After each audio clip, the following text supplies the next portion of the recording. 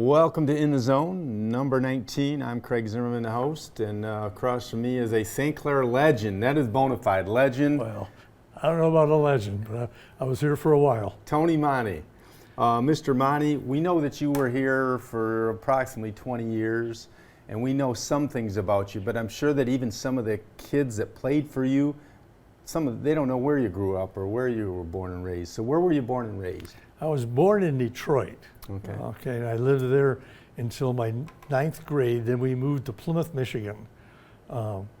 Detroit Tough Monkeys going to Plymouth. We had our hands full a while, or they had their hands full for a while. And I spent 3 years in Plymouth. And then my parents moved back to the city of Detroit. Well, after my freshman year, and in my freshman year, I wanted to quit school. I did not like school. But my dad said, you need at least to have a high school education. What year roughly would that have been? That would be 1954 when I first moved to Plymouth. Okay. I graduated in 1958. Okay. My parents moved back to the city in 1957, but I didn't go with them. Okay. What I did is I rented a bedroom from a friend of mine's mother, who happened to have a big house, and she rented out bedrooms. And my senior year, that's what I did. I had a bedroom. She made me breakfast in the morning. I'd eat lunch at school. And then I worked at a place called Cloverdale Dairy, dipping ice cream cones and selling milk. Okay. And that's where I had dinner. And I'd walk to school, I walked to work, I walked at home. And that was my senior year. Was that Plymouth High School? Plymouth High School. Okay. And that's where I met my wife, my senior year, Joan. Okay. And of course, as I graduated, I went into the Navy for 2 years, and I got engaged right out of high school. Okay. And she waited for me until I got out of the Navy. I got out of the Navy, went back to work at Cloverdale Dairy, making ice cream. While my wife Joan was in Eastern Michigan University getting a degree in English. We got married in 1960, right out of the Navy, and I decided that I started coaching Little League baseball, and I started coaching 5th and 6th grade basketball. When I was in high school, I was a very good runner in cross country and track. My worst sport was basketball. I was going to ask you that. Okay. You know, but I liked being out with my friends. I rode the bench, but I loved being there. Unfortunately, we had a new coach come in my senior year, and I'm not very big, but I was a hard worker and I was a good defender. And he didn't think he needed me, so he didn't allow me to come out. So I did not play my senior year, and I played rec ball with my friends. But it was a mistake, and what I liked about that idea is that when I became a coach, I remember that. Sure. So I never denied a person to come out for the team. So basically, you know, that's my background. Okay. Now, it seems to me that a lot of the good coaches tend to be humans that weren't superstars at the sport that they played. They seem to be more what I'll call the journeymen and learn the game from a more broad perspective. Would you? I'd agree with that. Yeah. You know, my first coaching job was in Pinckney, where I taught my first year. I was a JV basketball coach. I didn't know squat, but I learned on the job. And then fortunately, Plymouth High School had an opening. And of course, that was where I went to school. Yep. So I went back to my high school, and I had coached JV basketball. Dick Barrett was the head coach, and he offered me a position. I was a head cross-country coach and the head track coach. Those were my two best sports. The sport I enjoyed the most was basketball. Okay. And I stayed there for 3 years. But I felt, to me, I needed to grow. Now, I could have stayed there and been the head coach in Plymouth, Class A school. But I felt I needed to grow and challenge myself to a different level. And back then, they always had a list of jobs opening with basketball. So I went through a list, and I came across a place called Deckerville. What was your thought in your mind? Did you ever hear of Deckerville? I'd never heard of Deckerville. I had to get a map to look it up. I had a chance to have an interview, so my wife and I, Joan and I, went up there for the interview. I'm always early. I was 15 minutes early, so I said to Joan, let's take a ride through town. Took a ride through town. I was still 13 minutes early, so it wasn't very big. Right. I was fortunate enough to get the job, and I was there for 3 years. Okay. And then the Croslex job opened up, and I applied for that job and got that job, and I was at Croslex for 8 years. Okay. Now, I would never leave Croslex. I love Croslex. Those kids up there work their butts off. And I had told my wife, Joan, at the time, I said, if I could ever get a job any place, it would be St. Clair. Tell me why. Because I thought St. Clair loved basketball. I thought they had a lot of talent. I thought St. Clair at the time was a little soft, and they needed to work a little bit harder. Because you played against them. Because I played against Yep. them. In fact, in the district game that year in '82, we played St. Clair in the district championship. And the team I had was young, but they were very good, very hard-nosed, very hard workers, and we happened to beat St. Clair. Who was the coach of St. Clair at that time? Gary Tomlin. Okay, yeah, I remember. Gary that. Tomlin. Good guy, and he's the one that got me be thinking about coming to St. Clair. So I took the job. I was offered. I was lucky enough to get the job, and was there for 20 years. Now, superintendent at that time, would that have been Tom Shorkey? Tom Shorkey? Okay. No, it wasn't Shorkey. It was Ron Lindbergh? nope. It doesn't matter. I know. Yeah. Yeah, but he was only there for a short time. Okay. But Palmer was the principal at St. Clair High School. Roger, yeah. So I was lucky enough to get the job. Now, because I knew Roger and his family and his kids, was interviewing with Roger a little bit different than other interviews? Because Roger was a coach. Roger was a jock. Yeah. It was easy. Okay. Okay. I knew what he was looking for, and I knew what I wanted to do there. And to me, it was the primary job that I ever wanted was Okay. St. Clair High School. And like I said, I was very fortunate to get it. Now, did Don Roberts follow you in Croslex? Don Roberts, actually, Don Harbor followed Okay. me for a year. Okay. Then Don Roberts followed me, Okay. followed him. Okay. Roberts was my freshman coach Okay. for when I was there in Croslex. And then he took the head job in Peck for a while. Then he came back to Croswell, Lexington. Great guy, great coach. Yep. Unfortunately, he just passed away, I heard, Yeah. with cancer Yep. So you are in St. Clair in about 1982. in 1982. Okay. Started there as the head basketball coach, and what kind of teacher? I was a phys ed teacher. Okay. I had to get my WSI. That's one of the funny stories that I used to come. I still live in Croslex, and I would drive early in the morning, get in the pool, and work in swimming. And Fred Shaw was the lifeguard there, Okay. and he had a shepherd's hook. He thought he would need it with me, watching me try to swim. And many nights I stayed with Fred Shaw. Okay. He and I really clicked very well together. We both started, or he started the biddy ball program, Yep. and then I came in after that. Well, you owe Fred something because Fred never told me that story, so that he didn't. Oh, he didn't tell you. No. He tells everybody that story. Okay. He thought for sure I was going to drown. Okay. Okay. So you come in 1982. So the first couple of years, how were your teams? Transitional, Right. just the expectations. That '82 year, I had just taken my Croslex team to basketball camp in Midland. Brought them back home. I was offered a job in St. Clair. Then I took the St. Clair kids to camp. Okay. I walked in the gym, those guys sitting in front of there, and I said to them, fellas, we're going to take the spoon out of your mouth, and we're going to go to work. Right. That was my first talk to them. I always said to them, always be early. Don't be on time. Always be early. Yep. And they worked hard, Now I call that Lombardi time. I don't know if you call it Lombardi time or something different, but 15 minutes is sort of normal. Yep. Yeah, I agree with that Yep.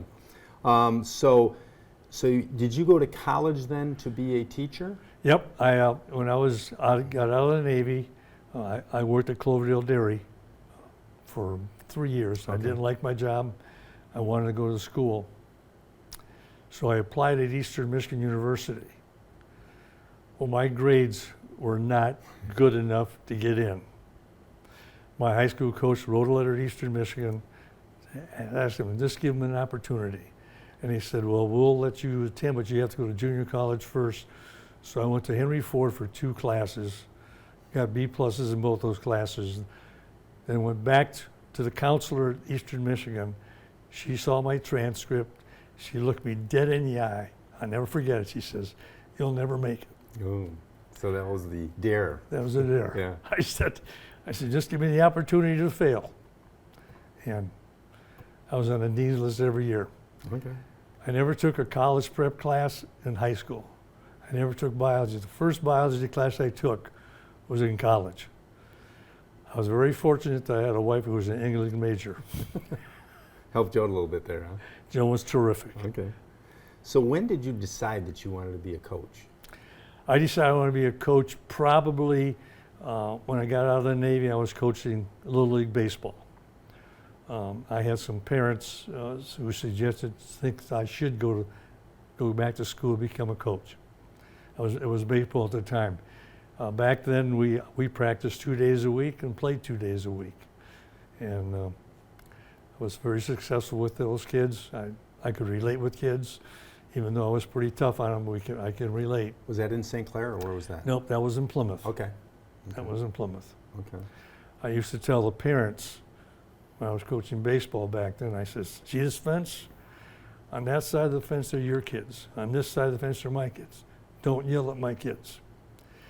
So I coached that with the pretty hot, so they knew exactly what I wanted. I go to my grandson's 8 and under travel team games, and the one thing that drives me crazy is other parents or parents telling their kids what to do on the field. Yeah. And that just drives me nuts. Yeah. Let the coach coach. Yeah. Well, that's why I approached them on it. Yeah.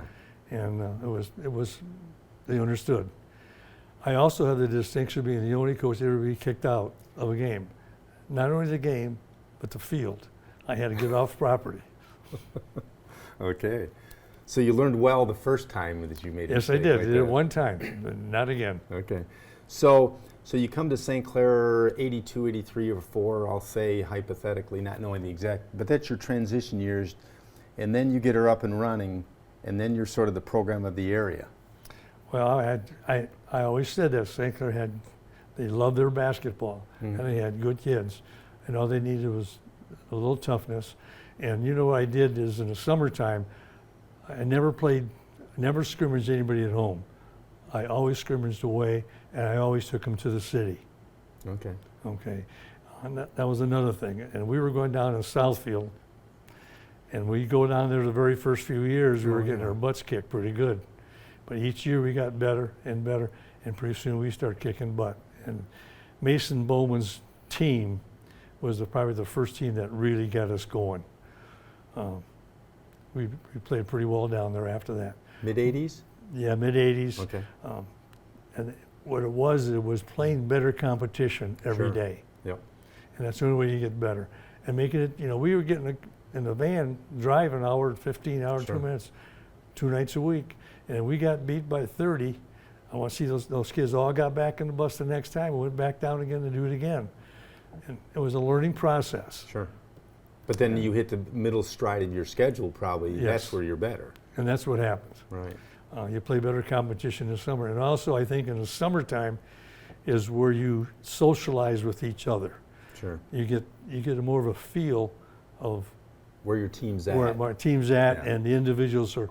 I'll know by the end of the summer who's selfish and who's a team player. Sure. We go to camp. When they share things, I see people who hoard, Yep. people who share. And you can't take it away from the basketball the same way.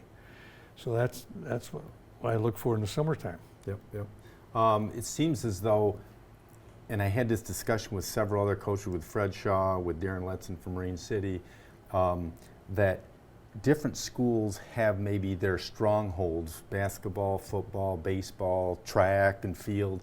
And it seems like you had said St. Clair's been on top of basketball for a lot of years. Yep. And most of it has to do with what I'll call the bedrock or foundation that you put under it, where you start and build the character and start from there, and don't give up on the little things, right? Absolutely. Okay.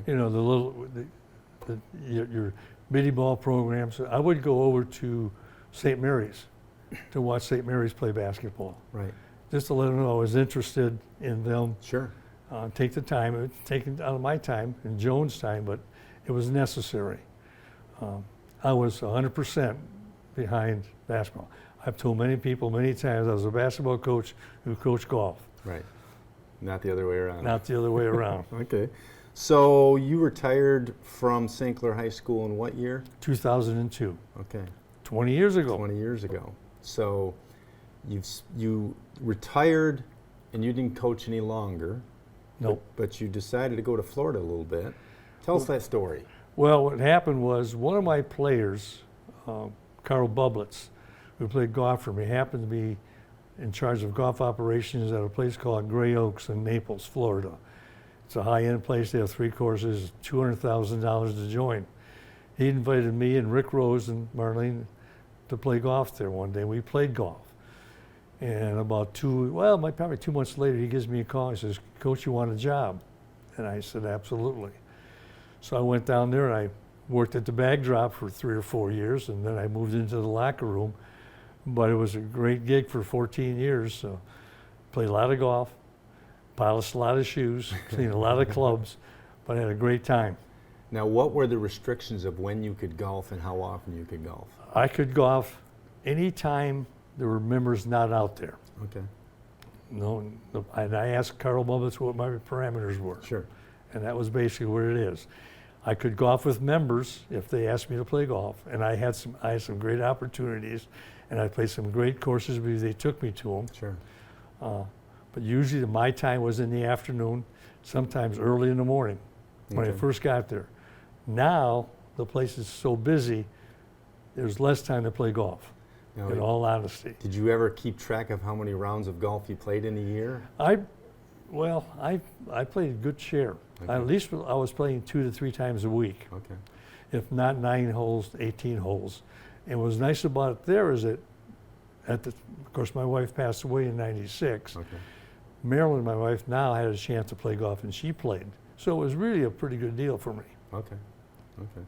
So you played a lot of golf in Florida, Played a lot of golf in Florida. and you are back in St. Clair. I'm back in St. Clair now. I am going to go to basketball games in the wintertime. I got 2 kids who I coached in high school, Dan Pietrkowski Yep. and Kenny, and both are head coaches now. I'm going to go watch them coach Okay. and sit right behind the bench. Okay. Now, Matt Disselrath told me that he gave you a password for Huddle. Yes, he did. Okay. You got it all figured out? I do now. Okay. In fact, I did some scouting for him, but Okay. the problem is the game has changed Yes. from when I coached. Tell us how. Well, one thing is the 3-point shot now is if you're open, you take it. Right. When I was coaching, you could take the 3-point shot only if the ball went inside, then out, back out. or reversed once before a 3-point shot is taken. You're sort of setting it up more than Setting a up free-for-all. And my philosophy was, all the players knew that. They knew what was going to expectations, and it gave us a better chance to rebound the ball. But now I see one pass and it's going up. It's not my philosophy. Right. And the percentages are probably less, right? Well, he's got some pretty good shooters on the team that can knock it down. So Okay. that's what you believe in, Yep. and then you got to coach that way. Okay. And that's what he has done. Yep. So you're done with Florida, but you're going to vacation down there. Yes, I got a cruise lined up to go down to the Panama Canal in February. I still have friends in Florida who I'll visit in February, and my brother-in-law lives in Bradenton, and he's going on a cruise with me. So we'll cruise for 11 days, come back, and then the month of March I want to be in Alabama on the coast. Did you check with your coaches to see if they'll allow you to get off for that time? Because if you're there, they're going to expect you to be sitting behind there. I'm gonna give them a break, be out of their hair. Okay. Then the nice thing too is you can watch the home games on Channel 6, Right. or you can watch it on Huddle, because if it's a Wednesday night game, Thursday morning you get up, you can watch it. It's amazing what they do now. Yeah. I did some scouting for Kenny. He asked me to do it, and I got on there and did a few teams. And the game has changed since I was there. I'm a dinosaur. Well, I think that some of the things, though, I think are transcending and still carry on. Well, I think one of the things that they emphasize is defense, and that was my theory, defense first. Hold teams to 48 points. You don't lose many games to do that, right? My philosophy, and I see they carry that part out. They're playing good defense, and that's important. And it's what you believe. Not specifically to a specific year or team, but I said to Sean Sherrill a couple times, because Sean was coaching, I said, Sean, I think some of these teams that Coach Monte had back in the 90s could put 100 points on some of these teams. Well, Sean, I had a kick out of Sean. He was a Marine City Yeah. kid, you know. We had some great battles. Yes. With him. I think one year we won the first game by 1 point. We won the second game by 2 points. Then we blew them out by 3. Big time games. It was great games down there. That's what's missing. The rivalry we used to have. Yes. The packed gyms. The packed gyms. Yeah. We don't have that anymore. I noticed on, you know, but it's different nights all the time. Right. And I think it was better before. I think Fred Shaw and I would have had a real big problem if we both had the same time, Right. same seasons, the Same same gym, time, right. because of gym time, because he was adamant about his practice Yes. time. I was adamant about my practice times, and it would have meshed, Right. you know. With that scenario, yeah, the schedules have to change, but the good point is they have an extra gym now compared to years ago, the You're right. Arts gym, so that is Right. good. Fred had mentioned several times that now I don't remember the exact years that you crossed with Fred. Would you have coached most the same years with Fred? Yeah, Okay, yeah. I think he started in St. Clair a couple years before I did, okay, and then I came in. Fred was at Eastern Michigan the same time I was. okay. Is that where he learned his dancing? You told me about. Oh, he's good. He is really good. He tells me that he says he still teaches it. So Yeah, he teaches. He was a hell of a teacher. He's a hell of a coach. yeah. Fred mentioned to me, he said, you know, the thing about me, Fred says, is that most of the kids that I coached are in their 50s. I said, Fred, you taught me and I'm almost 60. Well, what's really strange is I have some kids who have retired. Right, You know, right, exactly. It's scary. Now, would you say most of the St. Clair community knows you're back yet or no? I think most people do. Okay. You know, If you I'm go to- surprising a few people. If you go to town, they obviously, you can't walk more than 25 steps without somebody saying hello, I'm sure. Yep, yep. I did have some people say, are you serious? You're going to come back here in the wintertime? You're leaving Naples, Florida, paradise to come back here? Well, Yeah. I think too that some of that stuff, like you had said earlier, there's a time and a place for everything. Yeah. So it's a time to come back and do some other things. And like you said, you'll get away in February and March. So February and March are the worst months because Yeah. March you're thinking spring and it just never comes. I know it. Yeah. So you'll be fine being on a cruise and being away. I'm sure it'll be tough to take Panama, Bradenton, Yeah. Alabama. Yeah. I don't think you're going to have too many people feeling sorry for you. No, no. Well, thanks for coming here today. There's really nothing I missed, I don't believe. Oh, I know on here. Any siblings? I have 7 sisters and a brother. Okay. Both my dad and my mom both came from Italy, Okay. and they had an early age. And I had 7 sisters and a brother, 1 bathroom. Oh, yeah. And if my brother and I didn't get up early enough, You we were- were screwed. Yeah, yeah. You were going to school with no hair, Yep. hair not being done. Now, so where do you fall in the hierarchy of the siblings? I'm the oldest. Okay. I'm the oldest, and in fact, I am the oldest of now my generation of my family. Now, is Monte the name that they had in Italy? Yes. Okay. But what's really interesting is when my dad came through Ellis Island, they forgot to dot the I, Okay. and they left it as an E, because his brothers and I, his dad and mom were an I. So what happened was he continued on with an E, and it should really be M-O-N-T-I Okay. instead of E. That's why I asked that, because a lot of people came over that way, and some of them happened just inadvertently even. Yep, that's what happened with him, and he never changed it, and so he stayed with it. And then I thought about going back, but it's such a process to Right. change it. We decided to stay with E. Now, most of your siblings, did they wind up staying in the southeast Michigan area? Most have. Okay. Back then, we were family. All the family lived on the same block. I had aunts and uncles all lived right down the road. You know, my dad was very adamant about us assimilating into becoming Americans. He spoke very little Italian at home, Sure. which was unfortunate. He wanted us to speak English, and he worked very hard at that. Now, that's something that has also, I think, changed with the immigrants of today. And I'm not saying bad things. I'm just saying when my grandfather came from Germany, the same thing. They wanted to assimilate and do the American customs. Right. Yeah. I'm an Italian American. Correct. I should say I'm an American Italian. Right. I mean, that's what it is. Yep. I love being Italian, but I'm an American first. Yep. And my dad, that's what he wanted. And my dad was a very hard worker. What did he do for a living? He was a blacksmith. He worked for the Monte division in Detroit. That's why he had to move back to the city my senior year. But he was a hard worker. And, you know, I gotta be honest, I started working when I was 9 years old, delivering newspapers. And then I set pins in a bowling alley, and I brought my money home, and I was given an allowance. The only time I kept my only money was when I was a senior in high school, but I had to because I was living by myself. Okay. Now, so now that you say that, I remember seeing some of the barns that are still in. There's a few, I think, still in Detroit. Yes. And that's where they kept the mounted divisions. Yep. I think there's still one on Belle Isle, I think. He worked in Belle Isle. He worked in Detroit. He also worked at the State Fairgrounds. Yep. He shoot horses, and he worked at Greenfield Village a couple times, shoeing horses. You know, that's another one of those things that people don't think about. But think about, so your father came to America roughly what year would you? I'm going to say he came when he was going to be drafted in the Italian army when they were fighting in Ethiopia. His mom and dad were already here, so he left probably in 1932, okay. 30, 31, like that. So then he came over here and he was a blacksmith.